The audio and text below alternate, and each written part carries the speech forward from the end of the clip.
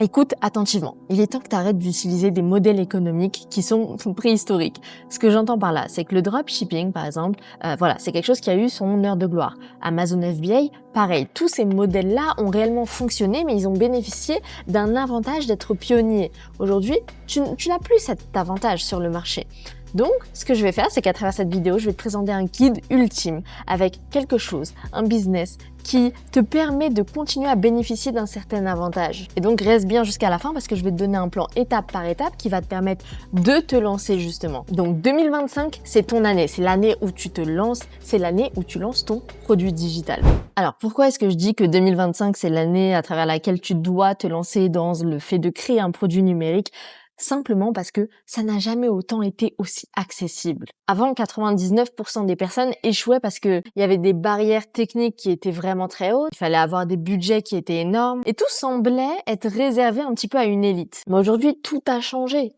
Regardez rien qu'avec l'IA. Le monde avec l'IA est en train de progresser d'une manière hallucinante. La variété des outils qu'on a, ChatGPT, Canva, Midjourney, ça te permet aujourd'hui de générer des idées de produits, écrire des pages de vente, créer des visuels, créer des e-books, préparer des séquences email ou même des vidéos. Tu peux faire tout ça et t'as même pas besoin d'être expert technique, expert en design ou quoi que ce soit. Ces outils aujourd'hui, ça devient littéralement ton bras droit en fait. Ils vont pas du tout faire les choses à ta place, mais elles vont te réduire les barrières à l'entrée. Voilà, parce que il faut arrêter de se trouver des excuses. Aujourd'hui, tu as des facilités qui sont là, qui sont présentes. Let's go, les utiliser pour ne plus se trouver d'excuses. Aujourd'hui, l'IA, elle va créer plus de millionnaires dans les 5 ans qui arrivent que Internet a pu en créer en 20 ans. Et c'est pas parce que l'IA travaille pour toi, mais parce qu'elle va accélérer, en fait, l'exécution des choses, l'exécution des tâches, et du coup, multiplier tes chances de réussite. Première chose, déjà, pour moi, il faut comprendre ce que c'est qu'un produit numérique. En général, ce qui vient à l'esprit à la majorité des personnes, c'est qu'on se dit un produit numérique, c'est un e-book qui a été créé par ChatGPT. Une couverture qui est faite sur Canva et basta. Et elle est là, la première erreur, c'est que un produit numérique, ce n'est pas juste un PDF. C'est pas juste un e-book comme ça. C'est une catégorie qui est immense, qui englobe beaucoup de formats différents. Pourquoi? Parce qu'il y a énormément de manières d'apporter de la valeur aux personnes, de la valeur sur les marchés. Il n'y a pas que le format e-book. Une définition très simple, aujourd'hui, un produit digital, c'est un produit que tu crées, que tu livres et que ton client va consommer de manière en ligne. Et la magie, c'est que contrairement à un produit physique, c'est quelque chose dans lequel tu vas travailler une fois, tu vas t'investir une fois, tu vas le créer une seule fois, mais tu pourras le vendre à l'infini. Pas de stock, pas d'entrepôt, pas de logistique Amazon, juste du profit et quasiment 100% de marge en fait. Pour te donner des exemples, effectivement, le premier, il y a le e-book, effectivement. Par exemple, un guide pratique sur comment organiser un mariage avec un petit budget. Ou bien un e-book, un PDF sur des recettes rapides pour les sportifs. Ok. On peut avoir aussi des planificateurs. Ça, par exemple, c'est quelque chose qui cartonne sur Etsy. Il y a des personnes qui vendent des planeurs pour les étudiants, pour les entrepreneurs, pour les parents qui sont débordés. Et grâce à ça, ils génèrent plusieurs milliers d'euros par mois. Ensuite, tu peux avoir aussi le format vidéo en ligne. T'es pas forcément des gros programmes de 20 heures, mais ça peut être des mini-formations sur des sujets précis. Exemple, des vidéos qui expliquent comment utiliser Notion pour améliorer la gestion de tes finances. Oui, l'équipe, je sais, on se dit que c'est des choses minimes. C'est des choses minimes, mais qui fonctionnent et qui rapportent de l'argent aux personnes. Autre chose, ça peut être des templates, des modèles, par exemple des templates de PowerPoint pour les étudiants, des modèles de CV, des fichiers Excel. En fait, c'est des produits super simples à créer et qui peuvent se vendre en masse. Pourquoi? Parce que les gens payent pour gagner du temps. Ça peut être aussi des guides spécialisés ou nichés. Par exemple, je sais qu'un de mes élèves a fait justement un guide sur comment se lancer en crypto-monnaie en France en 2025. Donc en réalité, il y a une grande variété de choses présentes quand on parle de produits numériques. Dis-toi que tant que ça répond à une problématique chez une personne, que ça simplifie peut-être la vie d'une ou de plusieurs personnes, c'est ça qui compte. T'as pas besoin d'imprimer un livre, d'avoir du stock, de chercher à le vendre, de l'expédier à tes clients. Non, là, tu as un seul fichier, un seul produit que tu pourras vendre encore et encore et encore. Pour te donner un exemple d'une personne qui a commencé par ça, donc il y a une fille au sein de notre académie Take-Off qui n'avait pas forcément d'idée de business. Elle s'est lancée justement dans la création d'un produit en ligne. Elle a créé un e-book qu'elle a commencé à vendre à 19 euros. Elle a utilisé ChatGPT, elle a utilisé Canva. Quelques semaines après, elle avait fait 54 ventes. Ça paraît peut-être pas énorme, mais pense-y, c'est que cette mini formation, elle l'a créée une seule fois. Pas de stock, pas de frais. Et c'est donc 1026 euros qui est généré en dormant. Et derrière, elle a pu réinvestir en elle en vendant des mini formations personnalisées qu'elle vend à 499 euros. Et là, les marges ont commencé à réellement augmenter. Et c'est comme ça qu'on fait du business. On commence avec ce qu'on a, ce qui est peut-être petit au départ, et par la suite, ok, on retire les œillères, on essaye de s'agrandir. Mais cherchez pas à vous agrandir dès le début. Commencez avec ce que vous avez en tout cas. Donc mon conseil, c'est ne limite pas ton imagination. Laisse part à tout simplement toutes les possibilités qu'il y a aujourd'hui dans ton esprit. Et let's go te donner les moyens pour tester et voir si justement ça fonctionne. Maintenant qu'on a fait un petit peu cette introduction, la première question que tu vas te dire, c'est ok, mais je vais faire un produit digital sur quoi? Et la majorité des personnes bloquent. Elles ont pas d'idées. Ou bien, elles ont trop d'idées et elles savent pas par où commencer. Et c'est normal parce que le choix du sujet que tu vas prendre, il va être primordial. C'est littéralement les fondations de ta maison digitale. Si tu te plantes ici, et ben même si tu auras beau faire le meilleur des marketing, ça ne tiendra pas. Il y a une idée préconçue que je veux retirer de votre esprit, parce que la plupart des personnes l'ont, c'est que les débutants, très souvent, pensent que pour se lancer, il faut être ultra expert. Genre avoir 10 ans d'expérience, être certifié, être meilleur dans le monde. Mais c'est faux. T'as pas besoin d'être un expert mondial.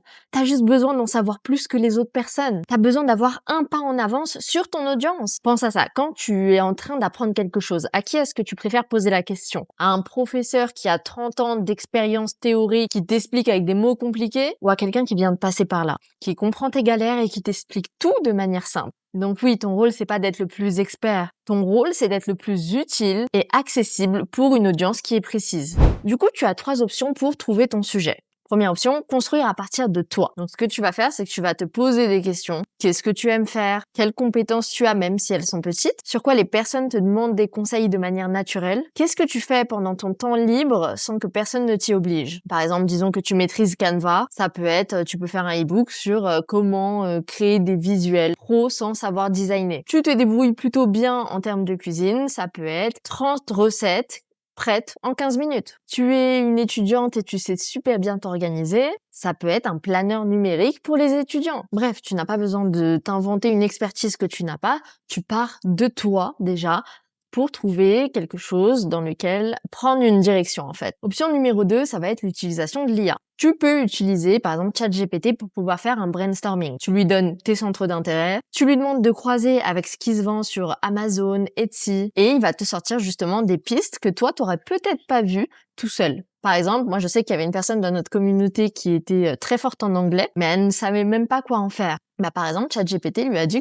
qu'elle pouvait faire un guide pour aider les personnes qui voyagent à l'étranger à savoir justement se débrouiller pendant leur voyage. Mais attention, l'IA du coup te donne des pistes, mais ça reste toi qui es derrière l'IA. Donc c'est à toi de choisir. Lui, t'aide juste à accélérer un petit peu ta réflexion. Enfin, la troisième option, ça va être de partir de l'extérieur, faire du reverse engineering. C'est-à-dire, au lieu de te dire qu'est-ce que j'ai à donner, tu vas observer ce qui fonctionne bien sur le marché et tu remontes à l'envers. Donc, comment faire? Tu vas sur System.io, Etsy, tu regardes les best-sellers dans certaines catégories et tu analyses. C'est quel type de produit? C'est quoi les prix? À qui est-ce que ça s'adresse? Et là, tu te demandes, est-ce que j'ai les compétences, l'intérêt ou l'angle personnel pour créer une version adaptée, améliorée ou spécialisée de ça? Par exemple, on a une personne qui a constaté qu'il y avait justement plein de templates Notion pour les étudiants, mais qu'il n'y en avait pas pour les étudiants qui étaient spécialisés en infirmerie. Du coup, il a créé un Notion pour les étudiants infirmières.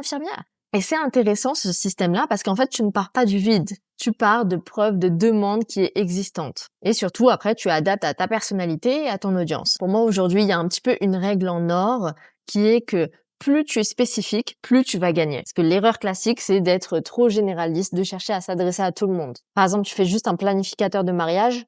Ok, c'est très générique. Par contre, tu fais un tracker pour les mariages à petit budget en France. Ça, c'est précis. Ça parle à un vrai public. Il te faut un équilibre entre justement le fait de pas être trop générique et de pas être trop niché non plus.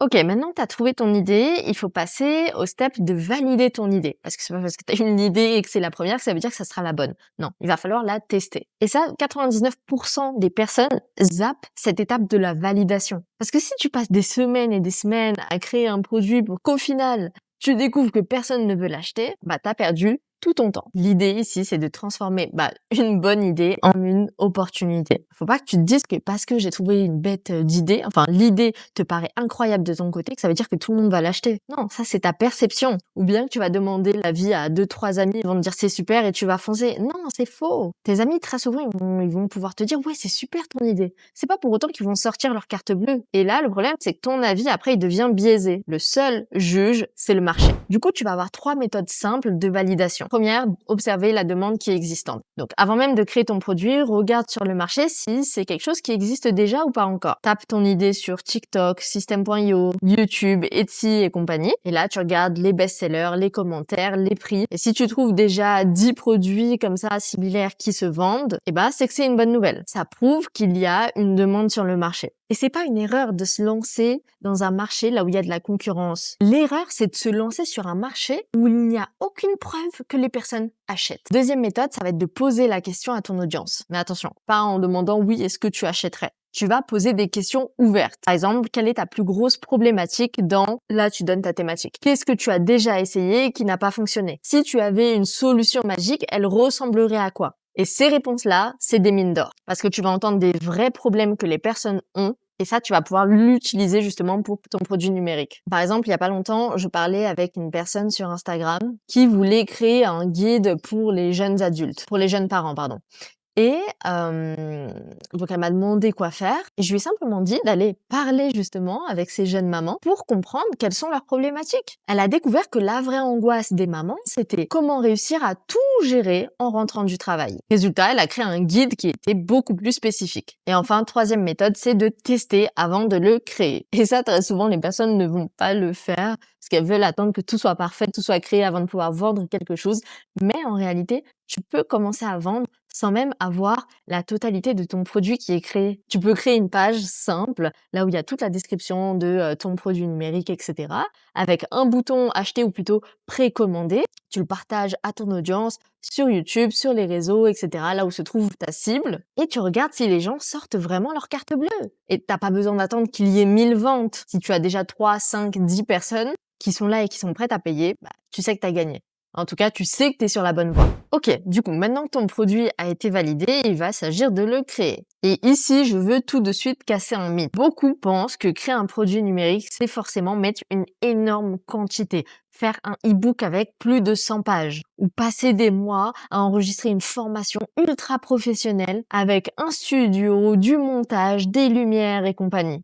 C'est faux. La vérité, c'est que tu peux très bien créer un produit qui est simple, qui est efficace, et qui est puissant. Il n'a pas besoin d'être parfait, il a besoin d'être utile et actionnable et qui permet surtout d'aider les personnes. Ton client, il ne paye pas pour un nombre de pages, il ne paye pas pour avoir une qualité cinématographique, il paye pour résoudre un problème. Donc, les différents formats qui sont tout simplement possibles. Tu peux avoir un guide PDF de 10, 30 pages. Ça peut être, comme on a dit, une template, Notion, Canva ou autre. Ça peut être une mini formation filmée avec ton téléphone. Pas besoin d'un dernier appareil pro, mais qu'elle soit quand même assez qualitative. Ça peut être un workshop que tu as enregistré à travers la plateforme Zoom ou autre plateforme. Tu peux faire un planificateur digital. Tu peux faire énormément de choses aujourd'hui sur les réseaux sociaux. Ne choisis pas forcément la chose la plus compliquée, choisis la chose la plus adaptée vis-à-vis de la problématique que tu résous. Ça veut dire le format le plus efficace pour transmettre ta solution. Donc, comment un petit peu ça va se matérialiser, j'ai envie de te dire, c'est commence par structurer ton idée avant de la créer. Ne commence pas directement à écrire ou à te filmer, mais cherche à faire un plan clair. Donc, la situation actuelle de ton client, enfin, ton client, tes prospects, c'est quoi? Et du coup, quelles sont les étapes concrètes pour pouvoir résoudre cette problématique. Ensuite, quel est du coup le résultat final que cette personne va t'avoir? Et ça te permet d'avoir une ossature, entre autres, une des étapes claires sur comment est-ce que tu vas tout simplement créer ton produit. Ensuite, les outils que tu vas utiliser, donc très simple. Pour un e-book, tu vas partir sur Google Doc ou sur Canva. C'est très bien. T'as pas besoin de te compliquer la tâche. Pour les templates, ça va être Notion, Excel ou d'autres plateformes comme ça. Pour les vidéos, ça va être Zoom, ça peut être Loom, ça peut être des plateformes d'enregistrement. Ça va être en fait ton téléphone qui te filme, tout simplement. Et les points clés pour moi qui doivent ressortir, c'est que ce que tu es en train de créer, ça doit être clair, ça doit être facile à suivre et ça doit être actionnable immédiatement. Ton client, il ne veut pas de la théorie, il veut pas quelque chose de compliqué, il veut un raccourci, il veut une solution qui est rapide. C'est pour ça qu'on est dans le digital. On veut du tac-tac. Et une fois que ton produit est créé, là, il va s'agir de lui donner de la visibilité, surtout de le rendre accessible. Et attention, je vais encore casser un mythe. Tu n'as pas besoin d'avoir un site internet qui soit compliqué. T'as pas besoin de faire des intégrations techniques. T'as pas besoin de savoir faire du code. Non. Aujourd'hui, t'as des techniques super simples pour mettre ton produit en ligne. Plateforme française, par exemple, la plus connue, ça va être System.io. Elle te permet de créer une page de vente, encaisser les paiements et livrer automatiquement ton produit. Pas besoin d'avoir un site web séparé, d'être sur 400 000 plateformes différentes. Tout est vraiment intégré dans System.io. Et pour ça, t'as pas besoin non plus de compétences techniques très complexes. Si, par exemple, tu as créé une template Notion, là aussi, c'est très simple. Tu peux le livrer directement via Notion, en fait. Tu mets le document en partage, la personne va pouvoir le dupliquer. C'est simple, c'est rapide, il n'y a pas de friction. Si tu utilises la plateforme Etsy, par exemple, là aussi, c'est très simple. Etsy prend tout en charge. C'est une énorme marketplace où il y a des milliers de personnes qui achètent tous les jours des e-books, des planners, des templates, etc. Tu peux mettre ton produit en ligne et Etsy va vraiment s'occuper de la partie paiement et la livraison automatique. Si par exemple tu fais des vidéos de formation comme on disait, très simple, tu vas sur YouTube. Quand tu postes tes vidéos, tu les mets en non répertorié. Il y aura seulement les personnes qui ont accès au lien de la vidéo qui pourront la voir. C'est gratuit pour toi, c'est rapide, ça te permet de commencer immédiatement sans te prendre la tête avec je ne sais quelle plateforme. Donc, peu importe la plateforme que tu choisisses, ce qui compte, c'est que tu puisses encaisser rapidement, livrer automatiquement le produit et rendre l'expérience surtout fluide pour tes clients. Maintenant que tout est un peu mis en place, il va s'agir également de faire de la création de contenu, faire ton marketing en fait, de manière organique. Parce que là, on parle pas forcément d'aller chercher un investissement financier, mais vraiment de partir de zéro. Et il faut retirer de ton esprit le fait que parce que tu as créé tout ça et fait tout ce travail en amont, que ça veut dire les ventes vont se faire en tombant du ciel. Non, c'est faux. Tu démarres, t'es débutant, tu vas peut-être pas te lancer dans les ads, tu vas pas commencer à investir, t'as pas d'expérience, t'as pas le budget. C'est pour ça que moi, en tout cas, je vais te parler de la voie organique. Donc l'organique, c'est quoi? C'est que tu utilises ton contenu pour attirer les personnes. Tu vends grâce à ton message, ta crédibilité et surtout ta régularité. Et en faisant tout ça, du coup, tu économises le fait que tu n'investis pas en budget pub. Est-ce que c'est plus lent que la pub? Oui, mais c'est la meilleure école possible pour toi. Ton meilleur moyen d'apprendre. Parce que pendant que tu es dans cette démarche-là de poster, tu apprends à t'améliorer, tu apprends à savoir ce que ton audience aime ou n'aime pas, tu vois ce qui résonne, tu vois comment améliorer ton produit et tu développes ton style. Donc concrètement, comment est-ce que tu vas faire? Déjà, tu dois choisir la plateforme. Instagram, TikTok, YouTube, YouTube Short, LinkedIn. T'as pas besoin d'être partout. Soit sur un ou deux canaux maximum. Commence de cette manière, va chercher la régularité. Tu verras par la suite pour te diversifier. Ensuite, tu dois créer du contenu qui est utile pour les personnes, c'est-à-dire qui apporte de la valeur aux personnes. Sinon, les personnes ne vont pas regarder ce que tu fais. Et cette valeur, donc, de la valeur gratuite. Parce que c'est comme ça qu'on met un hameçon pour ensuite attirer les clients. Pour ça, donc, ton contenu doit montrer que tu connais ton audience, que tu comprends leurs problématiques, que tu as une solution claire à leur proposer et que tu peux les aider à aller plus vite. Exemple, tu vends un planeur sur la productivité, tu vas poster du contenu sur la gestion du temps, l'organisation et par exemple les erreurs qui font perdre du temps. Ensuite, il faut que tu parles de ton produit de manière naturelle. Il y a plein de personnes qui font tout ça et qui après, elles ont peur de chercher à vendre. Mais l'équipe, ça n'est pas fait tout ça pour rien, en fait. Tu dois pas avoir peur de dire, j'ai créé le nom de ton produit. Il aide à résultat concret. Si tu veux y accéder, le lien est dans ma bio. Parce qu'il y a plein de créateurs qui osent pas vendre. Par résultat, t'as 0 client, en fait. Donc, ta cible, ton audience, elle doit savoir qu'effectivement, il y a une suite payante. Ensuite, il va s'agir de faire preuve de patience, l'équipe. La patience est une vertu. Patience et régularité. Vous voulez que je sois honnête? La vérité, vos premiers posts, ils vont peut-être faire un like. Très peu de vues. Tu vendras peut-être ton premier produit après 2 semaines, puis après peut-être plus rien pendant 10 jours. Et c'est normal parce que le game de l'organique, c'est un jeu de persistance. Parce que petit à petit, ton message devient de plus en plus clair, tes vidéos, elles s'améliorent, tu comprends encore mieux ton audience et tu construis une base qui est solide. Donc oui, l'organique, c'est peut-être plus lent que des ads, mais c'est gratuit. T'apprends à vendre, ça t'aide à améliorer ton produit et surtout, ça crée une audience qui est fidèle. Et ça, oui, c'est pas un investissement financier, mais c'est un investissement en toi. Et ça, c'est le meilleur investissement possible. Et une fois que tu auras maîtrisé l'organique, là, tu pourras balancer du budget pour, pourquoi pas, partir sur de la publicité. Et ça va te permettre aussi d'accélérer, du coup, ton système, ton process, ton projet. Donc, pour conclure, je veux que tu retiennes une chose. Le chemin du produit numérique, il est simple, mais il y a des pièges mortels. Déjà, le perfectionnisme qui est paralysant. Si tu attends que ton produit il soit parfait avant de le lancer, tu vas rester bloqué pendant des semaines, des mois, des années. Tu le lanceras jamais. Alors, lance-toi vite et ensuite, tu corriges. Ensuite, ça va être ignorer la validation. Ne pars pas d'une idée qui est sortie de ta tête parce que toi, tu penses que ça va fonctionner. Cherche toujours le fait qu'il y a une demande réelle. Troisième, c'est le fait de viser trop large. Tu ne peux pas plaire à tout le monde. Choisis une niche, choisis une douleur et deviens la référence. Et enfin, la quatrième, c'est ceux qui abandonnent trop vite. Si ton premier produit ne marche pas, c'est pas forcément toi le problème. Teste au moins 5 produits peut-être avant de commencer à juger, de commencer à te juger. Donc évite ces erreurs et tu es déjà devant 80% des personnes qui échouent. Ok, donc maintenant tu te demandes sûrement, je commence par quoi? Donc voici un plan concret pour 30 jours. Semaine numéro 1, tu choisis un produit, tu valides la demande et tu prépares une page de vente qui est simple. Semaine numéro 2, tu rédiges ton e-book, tu crées ta mini-formation ou tu prépares ta template. Semaine 3, tu te lances, tu utilises tes réseaux, tu contactes peut-être des influenceurs dans la niche en question, tu fais tes premiers posts, voilà, tu testes le marché. Quatrième semaine, tu analyses, tu regardes ce qui marche, tu optimises ton contenu, tu améliores ton produit et tu commences à préparer le scaling. Ce plan, il n'est pas théorique, l'équipe. Si tu l'appliques, tu peux avoir tes premières ventes dès ce premier mois. Donc à présent, tu as la roadmap complète pour pouvoir te lancer. La majorité des personnes regardent ce type de contenu pour refermer l'onglet juste après et pour continuer leur vie comme si de rien n'était. Mais ne sois pas comme eux. Ta première vente, elle peut prendre du temps, mais une fois que tu l'as fait, tout change. Si tu peux faire une vente, tu peux en faire 10. Si tu peux en faire 10, tu peux en faire 100. Et de là, tu peux en faire 1000. Le meilleur moment pour commencer, c'était hier. Le deuxième moment,